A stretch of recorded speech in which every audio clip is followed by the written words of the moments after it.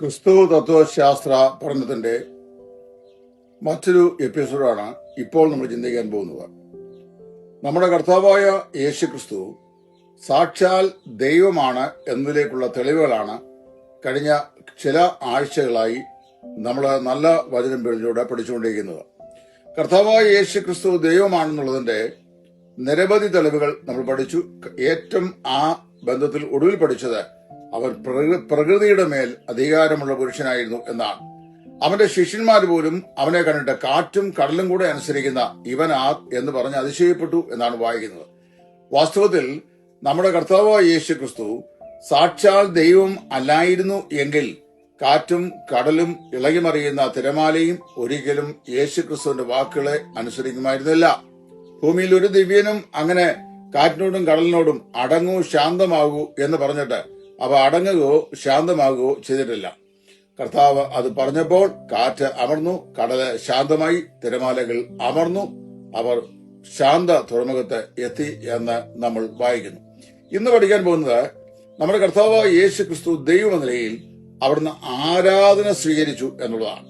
ഒരുപാട് കാര്യങ്ങൾ അതേക്കുറിച്ച് പറയാനുണ്ടെങ്കിലും അനിവാര്യമായ ചില റെഫറൻസ് മാത്രം ഞാൻ പറയുന്നു. മത്തായി സുവിശേഷകൻ നമ്മുടെ കർത്താവായ യേശുവിന്റെ ജനനത്തെക്കുറിച്ച് പറയുമ്പോൾ അവിടെ വായിക്കുന്നു, ഈ വിദ്വാൻമാർ യേശുവിനെ കാണുവാൻ മറിയോടുകൂടെ വീട്ടിൽ ചെന്നു എന്ന് പറഞ്ഞു കഴിഞ്ഞാൽ യേശു പുൽത്തുരുത്തിൽ കിടത്തപ്പെട്ട അനുഭവത്തിലാണ് ജനനത്തിൽ നമ്മൾ കാണുന്നത്.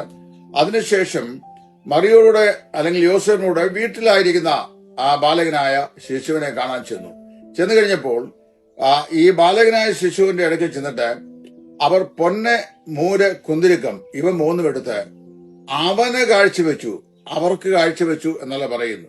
അത് മറിയ ഉൾപ്പെടെയുള്ള കുടുംബാംഗങ്ങൾക്ക് കാഴ്ചവെച്ചെന്നല്ല, അവന് കാഴ്ചവെച്ചു, അവരെ നമസ്കരിച്ചു എന്ന് വായിക്കുന്നു. യേശു ക്രിസ്തുവിനെ ദൈവം എന്ന നിലയിൽ വിദ്വാൻമാര് ആരാധിക്കുന്നതായി നാം കാണുന്നുണ്ട്. നമ്മുടെ കർത്താവായ യേശു ക്രിസ്തു തന്റെ ഐഹിക ജീവിതകാലത്ത് ആരാധന സ്വീകരിച്ചു എന്ന് വായിക്കുന്നു. അവരെ കാൽക്കൽ വീണ ആളുകളെ അവൻ തടഞ്ഞില്ല. അതുപോലെ തന്നെ യേശു ക്രിസ്തുവിന് ആരാധന അർപ്പിച്ച ആളുകളെ അയ്യോ അരുത്, പാടില്ല, ഞാൻ സാക്ഷാൽ മനുഷ്യനാണ് അല്ലെങ്കിൽ ഗുരുവാണ്, നിങ്ങൾ ദൈവത്തെ മാത്രമേ ആരാധിക്കാവൂ എന്ന് പറഞ്ഞ് യേശു ആരെയും തടസ്സപ്പെടുത്തിയില്ല. നമ്മുടെ കർത്താവ് യേശു കാൽവറിലെ ക്രൂശിൽ മരിച്ച ശേഷം നമ്മൾ വായിക്കുന്നത് യേശു ക്രിസ്തു തന്റെ ശിഷ്യന്മാരെയും കൂട്ടിക്കൊണ്ട് ബഥാന്യോളം ചെന്ന് ഒലിവുമലയിൽ അവരെ കൂട്ടിക്കൊണ്ടത്. അവിടെ വെച്ച് ഒരു മേഘം അവനെ നേരിടുകയും അവൻ സ്വർഗാരോഹണം ചെയ്യുകയും ചെയ്തതായി നമ്മൾ വായിക്കുന്നുണ്ട്.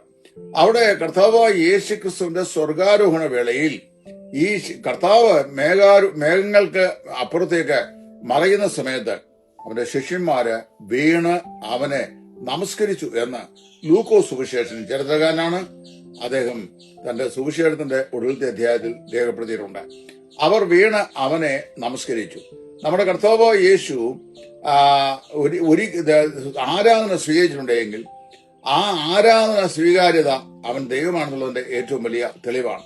യോഹന്നാന്റെ സുവിശേഷം 4-ാം അധ്യായത്തിൽ ശമരിയാക്കാരി സ്ത്രീയോട് അവൻ സംസാരിക്കുകയും പടിപടിയായി തന്നെ ആ ശമരിയാക്കാരി സ്ത്രീക്ക് വെളിപ്പെടുത്തുകയും ചെയ്യുമ്പോൾ അവിടെ നമ്മൾ വായിക്കുന്നത് ശമരിയാക്കാരി സ്ത്രീയോട് യേശു നിന്നോട് സംസാരിക്കുന്നത് ഞാൻ തന്നെ മെഷിയയാകുന്നു എന്ന് പറയുന്നുണ്ട്.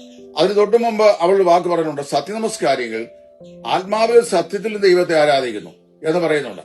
ആരാധനയെ കുറിച്ചുള്ള മനോഹരമായ വിവരണം അവളോട് നൽകുന്നുണ്ട്. അതിനുശേഷം നമ്മൾ വായിക്കുന്നത് താൻ മെഷികയാണ് എന്നുള്ള നിലയിൽ, അതായത് യഹൂദന്മാരുടെ ചിരകാല പ്രതീക്ഷിത രക്ഷിതാവാണ് എന്നുള്ള നിലയിൽ ക്രിസ്തു അവൾക്ക് തന്നെ താൻ വെളിപ്പെടുത്തുന്നതും അവളാ സത്യം ഈ ശമരിയയിലെ സകല ആളുകളോടും വിളിച്ചു പറയുന്നതും ശമര്യർ ഐകണ്ഠമായി വന്ന് കർത്താവിനെ കൂട്ടിക്കൊണ്ട് അവരിലേക്ക് പോകുന്നതുമായ രംഗമൊക്കെയും നമ്മൾ വായിക്കുന്നുണ്ട്. നമ്മുടെ കർത്താവായ യേശു ക്രിസ്തുവിന്റെ അടുക്കൽ വന്നിട്ട് കുഷ്ഠരോഗികള്, നാനാവിധ വ്യാധിക്കാര്, പലവിധ പ്രശ്നങ്ങൾ അനുഭവിക്കുന്ന ആളുകൾ അവരൊക്കെ യേശുവിനെ അനുഗമിക്കുകയും അവനെ നമസ്കരിക്കുകയും ചെയ്തതായി നമ്മൾ വായിക്കുന്നു.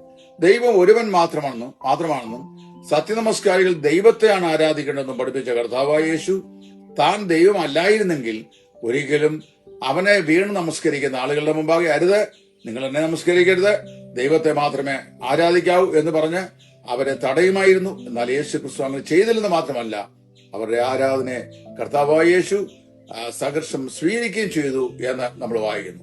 അങ്ങനെ പഠിക്കുമ്പോൾ കർത്താവായ യേശു ആരാധന സ്വീകരിച്ചു എന്നുള്ളത് കൊണ്ട് അവൻ ആരാധ്യനാണ്, അവൻ സർവശക്തനാകുന്ന ദൈവമാണ് എന്ന് അനിഷേധ്യമായി വിശുദ്ധ വേദപുസ്തകം നമ്മെ പഠിപ്പിക്കുന്നു.